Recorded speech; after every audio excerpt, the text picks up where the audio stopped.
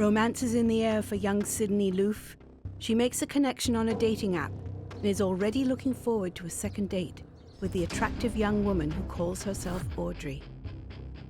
But when Sydney doesn't return home after her second date, and her family doesn't hear from her, a statewide search begins. Who is the young woman Sydney meets on the app? And can her alibi be trusted? Investigators race the clock to find Sydney, but as they dig deeper into her disappearance, they discover no one is who they say they are.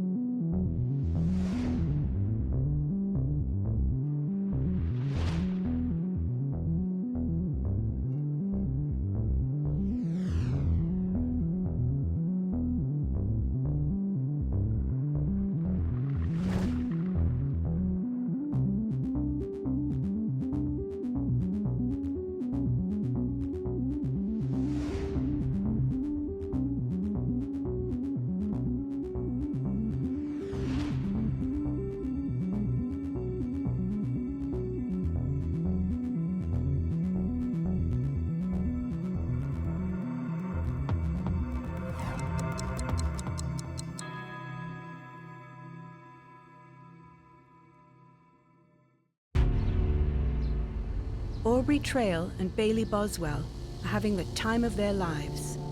Like a modern-day Bonnie and Clyde, these risk-taking thrill-seekers don't mind breaking the rules or hurting others to get what they want.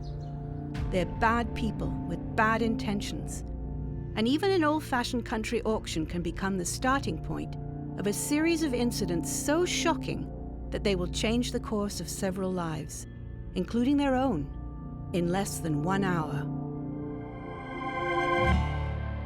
Wilbur, Nebraska, is a typical small town in the American Midwest. Both the farming and manufacturing sectors account for the majority of the local economy. With a population under 2,000 residents, it's a town where most everyone knows one another. The main thing that they're known for is they're the check capital of the USA. A lot of people don't really know much about Wilbur other than the fact that we come here for check days. A lot of people from other places in Nebraska show up. In the spring of 2017, Aubrey and Bailey rent a basement apartment in Wilbur. Neighbors describe them as standoffish, saying they won't even say hello or return a wave, which is decidedly un-Wilbur-like. But Aubrey and Bailey aren't in Wilbur to make friends. They bounce from state to state, carrying on their small-time criminal racket, laying low and assuming different identities. They kind of just moved around the Midwest area, buying and selling antiques, mostly keeping their home base for the time period in Wilbur. And as much as they lust for money, they have a taste for something more specific, and they bide their time, looking for the right target. 45 minutes north of Wilbur is the capital city of Lincoln, Nebraska. With a population of 300,000, it's more like a city than a small town. It's where 24-year-old Nebraska native Sydney Loofe decides to call home after finishing high school in the small town of Neely. Her childhood is mainly spent outdoors, fishing and playing sports. Her mother says that she could outfish most of the family and was very athletic. Unfortunately, Sydney never gets to pursue her aspiration in sports. As a teenager, she develops scoliosis. Sydney adjusts to her new way of life and looks to pursue other interests. Sydney gets a job as a cashier at a local hardware store, which enables her to stay close to her family. She, just kind of did things that 24, 25-year-olds did, still trying to figure out exactly what she was hoping to do and where she was hoping to go, but making a living, having fun, and meeting new people while she was living here. In spite of her struggles, she still has a lot going for her. She has a good job, a roof over her head, and a pet cat that she loves. But she's also looking for something more, someone to share her life with. For scam artist and thief Aubrey Trail and his accomplice Bailey Boswell, Part of the skill of their ruse is picking their targets carefully and being patient. Not every valuable up for auction is worth the risk, and knowing which ones will be easy to move and won't leave a trail is the key to not getting caught. Bailey is setting her sights on another kind of target. She makes a profile on a dating app, calling herself Audrey, and starts looking for matches. After a few months on the app, Sydney goes on a few dates, but nothing serious.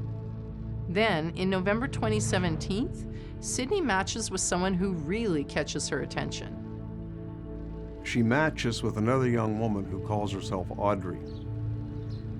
They finally meet in person. Audrey looks just like her photos, and the chemistry the two have over text is even better face to face. When she gets home, she messages a friend. We know from her texts that the date goes well. What's most telling is that Sydney doesn't even hesitate to plan another date with Audrey and sets it up for the next night. The next day, Sydney works a shift at the hardware store. It's a regular day, except for the fact that she's giddy with excitement for her second date tonight. Sydney finishes work and gets ready for her date. At approximately 5 minutes to 7, she's arrived to pick her up. Sydney posts a selfie to social media and gives herself one last look before heading out to meet the young woman she's quickly grown fond of. Bailey suggests to Sydney that they go back to her place and smoke some weed. They were going to maybe go out and smoke some weed, kind of get to know each other. We know from what Sydney tells her friends that she has no reason not to trust Bailey. She feels comfortable with her, so she agrees to go back to her place. The following day, Sydney fails to show up for work. This kind of behavior is completely out of character and causes alarm bells to go off.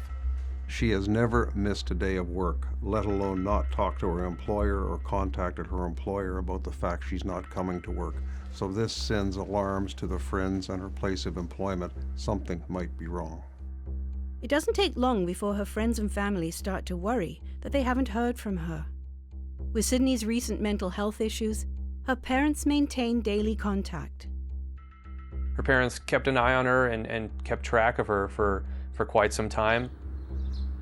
She did have some depression she was dealing with too, and apparently she had been on some different meds that had kind of started helping her feel better. After a day without a call or a text from Sydney, they grow concerned that something may have happened to her. Trust is absolutely crucial when you're in the business of separating people from their money and valuables, and Aubrey and Bailey know how to appear to be respectable. While people at the auction house may be fooled by Aubrey and Bailey's father and daughter routine, it will not be the last time these two use an elaborate backstory in order to further their needs and desires. It's now been 2 days since their last contact with Sydney, when her parents decide to make the drive from Neely to Lincoln.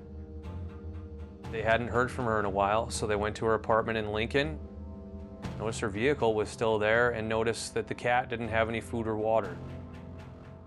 Sydney loves this cat, and her family knows it. The fact that it's been left without food or water is way out of character. They found that obviously very odd and called police almost immediately after that. Upon receiving the call from Sydney's parents, local police spring into action. The first 48 is crucial in any investigation. There is the increased risk of them being hurt. That's why that is so important. If Bailey is mixed up in a crime, then she's using an alias online to attract and lure a young woman like Sydney for a purpose that is no good.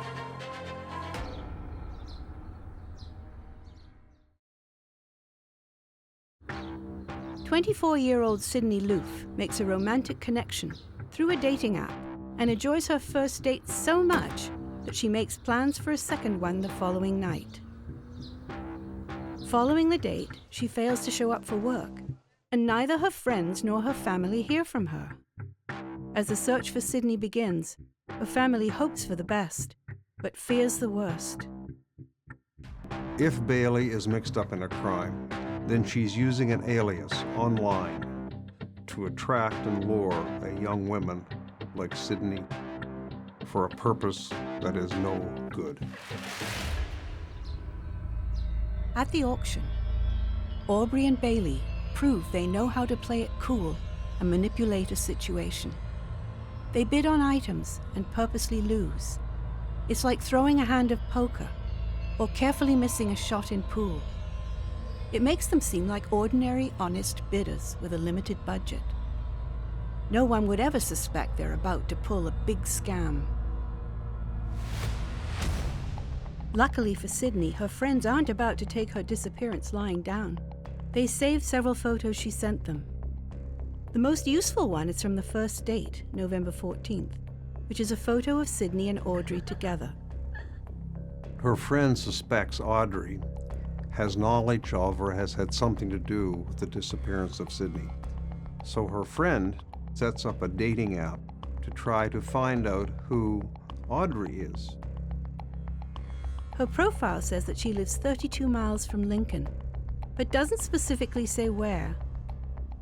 Brooklyn will need to gain Audrey's trust if she hopes to get more information. You never really know who you're talking to on the other side of a computer. Why was Bailey using Audrey as a cover name? Is it for her own safety? Has she had negative experiences dating people online and so uses a fake name until she knows she can trust them? Or is she looking to take advantage of other young women on the app? If so, why? She's successful. She makes contact with her through the dating app and is able to secure a phone number through trust and conversation similar to what her friend did. The good step here is that Brooklyn turned this over to law enforcement so they could follow up. She didn't pursue this and possibly put herself at risk too. Using the phone number from Brooklyn, police try calling several times. They finally get a hold of the woman calling herself Audrey. Bailey, posing as Audrey, tells police what they've already learned from Brooklyn. She and Sydney go on a date on November 14th and again on the evening of the 15th. But she claims she hasn't heard from Sydney since she dropped her off after the second date. When asked what they did on the second date, she tells police that she picked up Sydney and they then drove around, smoking weed, chatting, and getting to know each other. She claims Sydney asked to be dropped off at a friend's house and that they made plans to see each other the following day, but she says she never heard from Sydney again. Obviously, law enforcement now has to verify what she said. She's probably not a suspect at this time, but they're following up on the information that she gave to the police about her last contact with Sydney. If Audrey is telling the truth, then is there something else that transpires that evening, after Sydney is dropped off at her friend's house? While Aubrey and Bailey are very careful on which items to bid, some auction items are too tempting. They know that the resale value can score them a lot of money.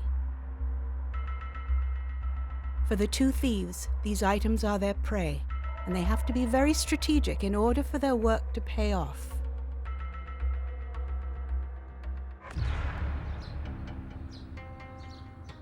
In these cases, the law enforcement is looking for any clue, so they will go to place of work, any friends, any family members. They will try to find out if someone had been harassing, maybe there was an altercation with someone at the store where she worked, or a confrontation socially. Anything that could illuminate the police to a social threat or a criminal act would be extremely helpful at this point.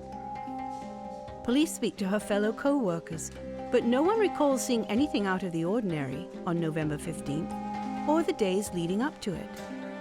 Then the investigators notice CCTV cameras in the store. One of the best tools today is video surveillance. It's something that's happened in the last couple of decades where closed-circuit TV gives you what I call a third eye. It's a person looking that isn't really a person. So law enforcement use these clips all the time to try to determine if someone's being stalked if there's someone watching them from a distance that you would never pick up normally. The footage, taken outside Sydney's work, is the last known footage of her. Between the time she leaves work and the time she posts a selfie in her apartment at 6:54 p.m., investigators can safely assume she's okay. Whatever happens to her occurs either on the date, or, if Bailey is telling the truth, after the date when she's dropped off at a friend's. As the hours pass with no leads and no trace of Sydney, the odds of finding her alive diminish. The more that time passes, the worse things get for law enforcement. Worried for Sydney's well-being, her friends and family launch several campaigns to bring her case to the public's attention. Her family is not giving up hope of finding her. Her parents buy up ad space on posters and billboards, and they release photos of her distinguishing tattoos, the most prominent one being lyrics tattooed on her right arm. Her friends in Lincoln tie green ribbons to poles and lampposts and stick placards in their yards with her face on them. They're hoping someone has seen Sydney and comes forward with information. For weeks, you couldn't as much as turn around in the state of Nebraska without seeing a photograph of Sydney. She was on everyone's minds, but yet no leads came out during this time. A Saline County deputy pursues the cell phone used by Audrey further and discovers it's a fake name. Police finally learn the person they're looking for is Bailey Boswell. It's becoming more clear to investigators that Bailey isn't who she says she is. She withholds information from police, and therefore, her story of dropping Sydney off at a friend's house is called into question. But could someone roughly Sydney's size overpower her? Or did Bailey have an accomplice? Given the statewide search for Sydney and the high-profile nature of the case, the FBI soon become involved. The FBI are able to subpoena Sydney's cell phone records. Using cell towers, you're able to triangulate where cell phones are used, where the calls come from, and you bring in a forensic specialist who is an expert in this field. In this case, it's usually the FBI. They were able to track Sydney's telephone as to where she was, what she was doing, right up to the point where it was destroyed. And in this case, the last ping that they're able to track to the tower on this phone is located near Wilbur, which is way far away from where Sydney should have been. Sydney Loofe had no connection to Wilbur. So it's a great piece of step evidence in this case. If Sydney is picked up by Bailey at her home in Lincoln, how and why does she end up in the town of Wilbur? As the two play out their ruse at the auction house, they are calculating with their bids, knowing exactly which items they have their eyes on. What they manage to acquire can sustain their lifestyle for a few weeks, or even months if they play it right. Investigators run a background check on Bailey Boswell and discover some vital information. First thing that they see is Bailey is arrested in 216 for drug possession. She has failed to show up in court for that charge, and there's a warrant for her arrest, which is extremely helpful to the police if you're doing an investigation, because now you won't exercise that warrant till you want to. You sort of keep it as a chip in your pocket and wait. They keep digging. They find out she is actually living in an apartment in Wilbur, where the ping was on the phone. She is also living with a guy named Aubrey Trail, who has a record of numerous frauds across the Midwest, and has now become another person of interest in this case. If Bailey is keeping company with a wanted criminal, it stands to reason she has an accomplice, and that the two of them together may have worked to seduce, then overpower Sydney Loofe.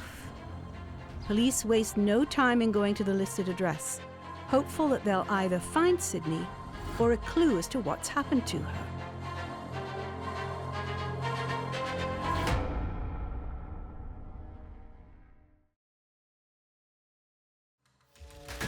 On the night of November 15th, 2017, Sydney Loofe goes missing. The last person to see her alive is a woman she meets on a dating app who calls herself Audrey.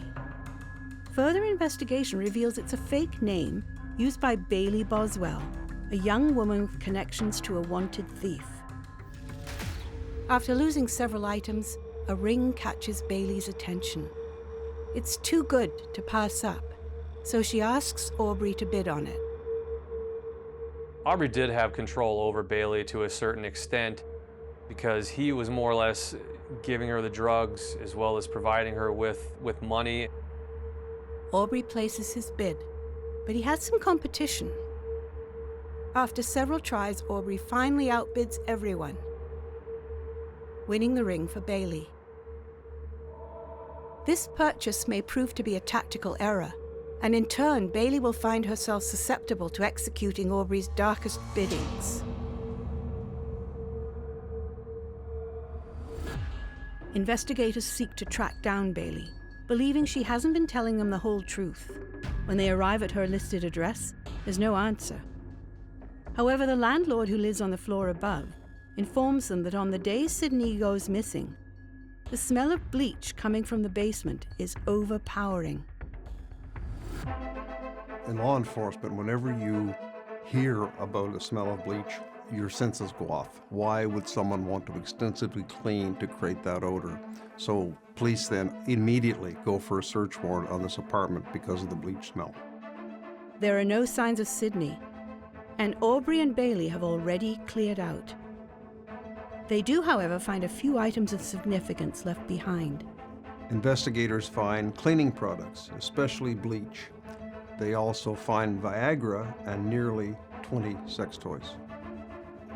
They can see streaks on the walls where they've been cleaned. The whole apartment appears to have been scrubbed from top to bottom. There isn't a single sign of Sydney in the entire place. And with the duo now missing, the odds of finding Sydney seem to look grim. The most likely scenario is also the worst possible one, that Sydney was murdered here and all evidence of the crime has been covered up. At auction, Aubrey finally sees something he likes. He looks over to his accomplice, Bailey Boswell, and she nods with approval. Bailey and Aubrey would actually go around to not only antique stores, but other places, whether it be, garage sales and things like that, and they would steal these antiques. They might even just steal them from the same place they were trying to sell them from. They would go to just different, wherever they could find, places that had antiques, whether it be garage sales, estate sales, things like that. They would steal them and then bring them back just so they could make a quick buck. Detectives struggle to put Sydney's case together. Their only hope of finding answers is tracking down Bailey Boswell. Nebraska is not a small state. It's got a population of nearly 2 million. For all investigators know, the couple could be anywhere, even in another state by now. They have several days of a head start and are experienced in evading police capture. Investigators scour the surrounding area for Sydney's body, while the FBI works to track down Bailey and Aubrey. They started by searching some ponds around Wilbur that she may have been in. For quite some time, they were still unsure whether she was alive or if she had just disappeared. The FBI obtains video surveillance footage that helps establish a trail of Aubrey and Bailey's movements. Police are able to put together a timeline and track their movements. They are able to put together where they were and what they did, and how they were moving from place to place to place. The police realize that Bailey did not even try to cover her tracks. On November 28, 2017, Aubrey and Bailey are named persons of interest in a public statement, and authorities launch a large search of the Saline and Gage counties.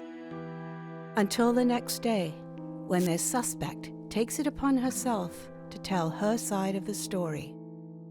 Bailey has made a public plea for her innocence, stating for the record the same story she's told police. I met her on a Tuesday. We drove around Lincoln, smoked weed, had a great time. We hit it off. I dropped her off at home, picked her up the next night at her house, made our way to my house where we smoked. I went to take her home. and she asked me to drop her off at a friend's house, so I did so. I mean, I haven't heard from her since. I didn't have anything to do with this, and I hope that Sydney is found very soon. She is a sweet, amazing girl. But investigators now know that this isn't the full story. The pieces are starting to come together in this investigation. They're using security camera footage. The FBI are able to secure, using search warrants, phone records to be able to track the cell phone usage. So they're now putting together all of these things into this map that they've been using to track their movements. The FBI narrows down Bailey's location, and on November 30th, 2017, 2 weeks after Sydney's disappearance, they track her to a location in Branson, Missouri. Bailey is taken into police custody, but they know from the landlord in Wilbur and the CCTV footage that she didn't act alone. Every step of the way, Bailey Boswell has had an accomplice in the seasoned criminal Aubrey Trail. Aubrey Trail thought he was really smart, and he could be. He had street smarts. He had a lot of street smarts. He was a smooth talker. Given Trail's extensive criminal record, police are convinced that he has something to do with Sydney's disappearance. Like Bailey, Aubrey also makes a public plea via social media, claiming that he and Bailey have tried to cooperate with the investigation. The police department apparently wants everyone to believe that we're hiding, that we haven't talked to them, that we're avoiding them. We both wrote long statements telling them everything we know. We repeatedly called the Lincoln Police Department. We were told to quit blowing up their phone, even though we told them, hey, do you understand that we're the people you're looking for? They're telling you that they have all these leads, that Sydney was last seen in Wilbur. What they're not telling you is that we are the two people who gave them all these leads. In spite of what Bailey and Trail would have the public believe, authorities have good reason to suspect they're responsible for Sydney's disappearance. At the auction house, the next item up for bid is revealed. Bailey and Aubrey must work to contain their excitement. They've carefully cultivated an image of bidders on a budget, and now they are ready to move in for the kill. No one will expect them to bid more than they can afford, so even if the price goes a little higher than expected, they'll just look like people who know what they want and are willing to pay for it. For the pair of thieves, these gold coins are what they've been waiting for. If the plan works, it'll be a big score, and their patience will have paid off. But little do they know, it'll be instrumental in their downfall.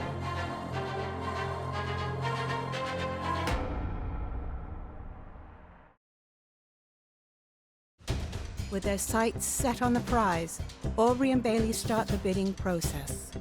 Little do they realize that months later, their auction house antics will unravel their schemes to commit fraud and lead to justice for Sydney Loofe's family. Using the CCTV footage and Bailey's cell phone geolocation, police are able to track the pair down in Branson, Missouri. They believe Bailey is the last person to see Sydney alive, and if anyone has the answers they're looking for, it's her. After biding their time, their lot has arrived. Aubrey bids on the coin collection, matching other bidders as the price is driven up. After all, this is what he came here for. Finally, the other bidders bow out. Aubrey wins the coins, closing the bidding at nearly $30,000. It's a big win. Aubrey knows he won't have any problem moving the coins and turning a profit. He just has no idea how they'll be used against him. They're in more or less what even Aubrey Trail would call a criminal racket. Buying and selling antiques, most of them were stolen, and that's how they got money. Bailey had come from kind of a broken home and was looking for somebody to kind of take her under their wing, and her and Aubrey started dating. They started doing drugs together. They also started stealing these antiques and kind of getting a good thing going for them. So far, the investigators do not have any hard evidence to be able to link Aubrey and Bailey to to the disappearance of Sydney. They know they have prime suspects, but they need something more. They need that little extra piece to push it over the edge. Police look into the couple's criminal history to see if there's anything they can use to detain them. And then they learn about Aubrey's gold coin scheme months prior. As it turns out, Aubrey Trail paid the auction house for the coin collection using a check. When they go to cash the check, they discover it's fraudulent. This allows investigators to hold and detain the pair. People just can't be detained for no reason, so what they use is legal grounds, a warrant to arrest for a drug charge he never appeared on, and the fact he wrote a huge check for a coin collection, and they can charge and hold him on that. They've now got a 24-hour window to hold these people before they can get out of custody. That gives them time to continue the investigation. But Aubrey and Bailey stick to their original stories and contend they haven't seen or heard from Sydney since dropping her off at a friend's weeks earlier. While the pair is in custody, a forensic specialist at the FBI uses Bailey's subpoenaed cell phone data to track her movements over the past 2 weeks. By all accounts, Bailey is really sloppy. She uses the same cell phone to contact Sydney for the fake dating app as she uses in her daily life. She uses it to travel around in her vehicle. So this makes it easy for law enforcement to be able to pin where this phone goes all the time and create the map. Forensic investigator who specializes in digital forensics was able to track their movements from the days after Sydney went missing through their cell phone. He more or less pinged them going along the highway, getting to a point, and then turning back around. They didn't make a big circle or continue another direction or anything, so that led him in the direction to believe that maybe they disposed of her body along this highway area. Using the cell phone coordinates, investigators search the area along the highway where Bailey and Aubrey stop. And on December 4th, 2017, they make a grisly discovery.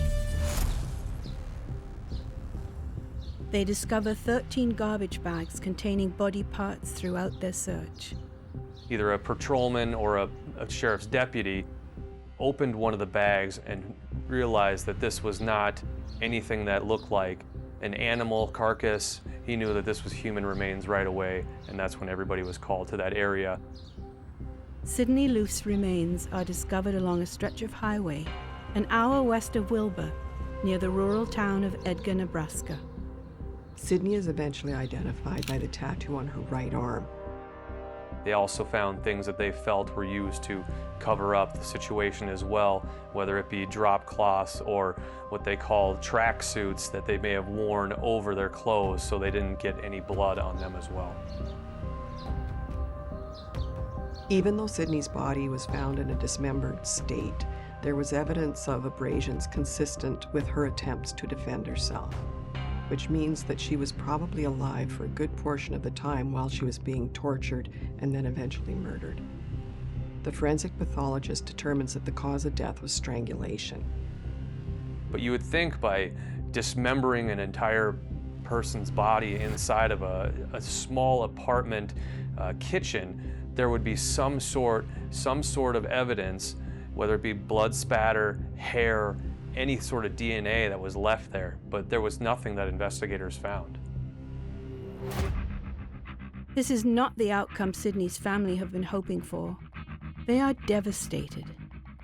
On December 11th, 2017, over 100 people gather in Lincoln, Nebraska for a candlelight vigil in her honor. Her family does not attend, finding the wounds too fresh and too painful. Both Aubrey and Bailey continue to maintain their innocence, in spite of the overwhelming evidence against them.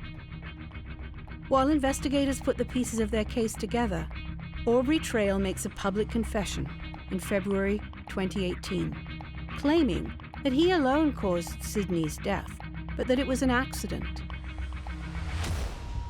It's a bold move, but Aubrey, like a seasoned poker player, knows when to bluff. Like a phony father and daughter routine at a country auction, purposely losing a few rounds and then paying for a big win with a rubber check. Does he think he can hide from the truth forever? Then on July 11th and 12th, the prosecutor lays charges against both parties of first-degree murder. The respondents plead not guilty. The case must now go to trial.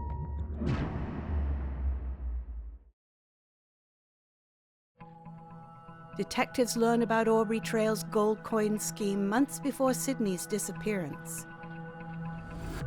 This allows investigators to hold and detain the pair.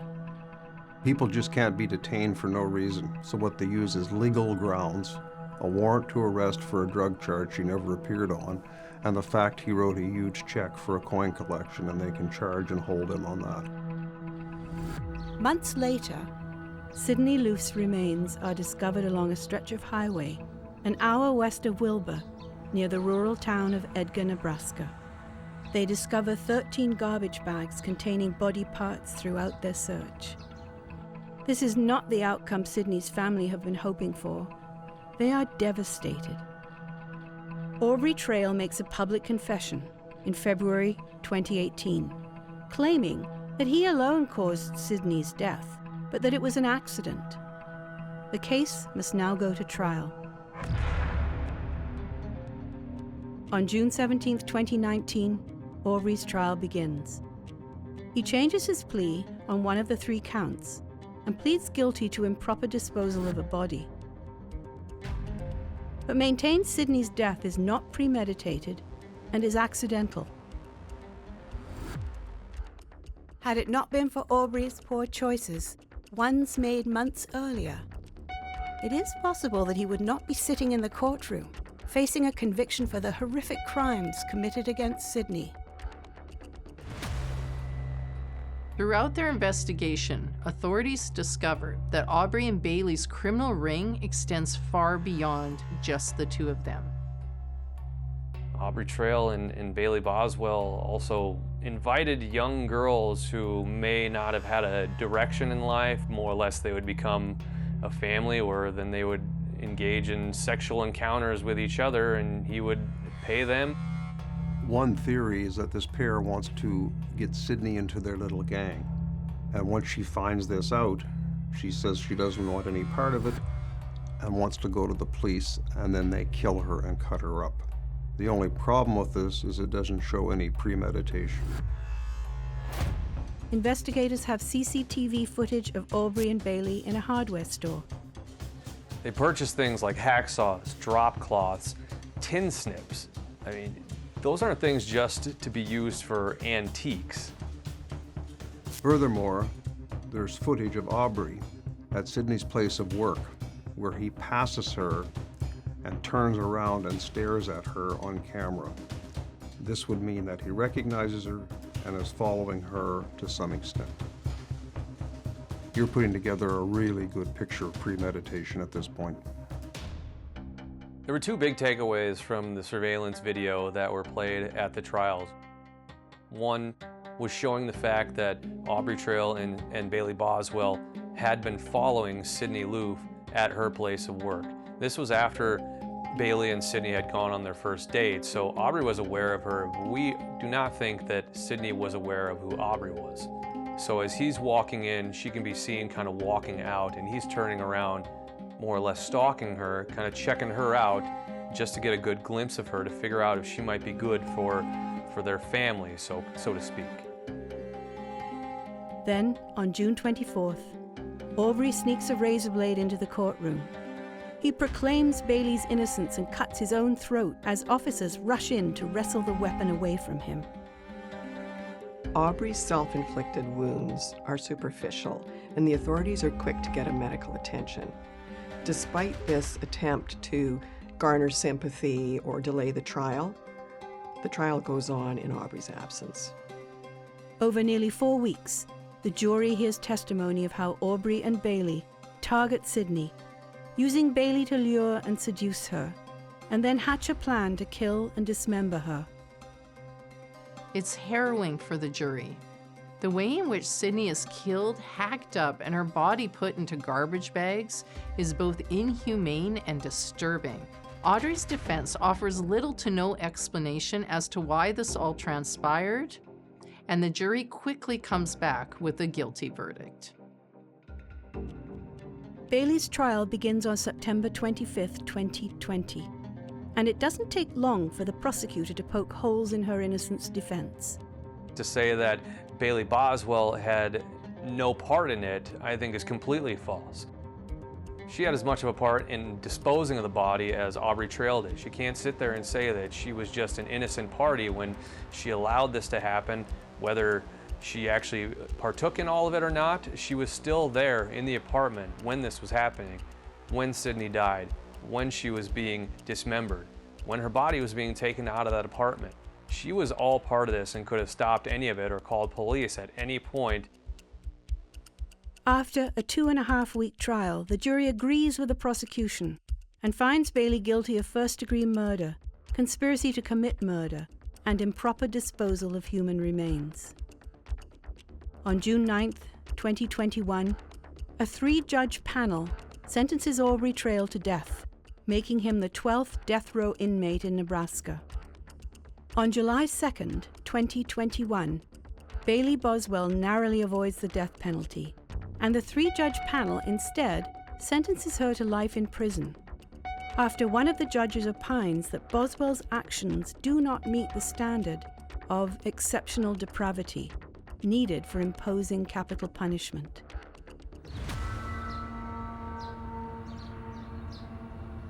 As a result of this grisly murder, the small town of Wilbur is forever changed. It's not just a big city, and something this horrific did happen right there, and they had to drive by those areas every day still. I mean, you're driving 1 mile through town, you're definitely going to pass somewhere that had some significance in the disappearance of Sydney Loofe or the cover-up by Aubrey Trail and Bailey Boswell. For a couple of small-time crooks who escalate to murder and think they've got away with it, their luck has finally run out. And they're both behind bars, where they belong. Who knows how many future victims are now safe? And it's all because of some gold coins, a bad check, and one eventful hour at a good old-fashioned country auction.